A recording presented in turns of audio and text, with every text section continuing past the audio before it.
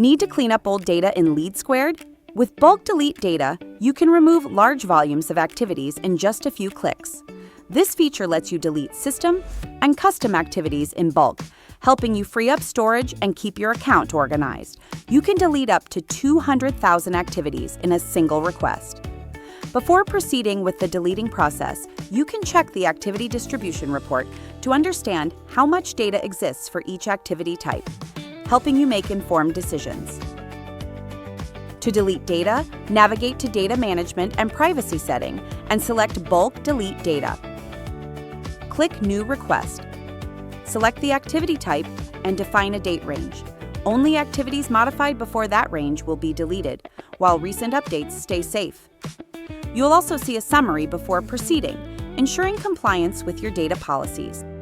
Once you click the confirmation checkbox and proceed, your data will go through the deletion process.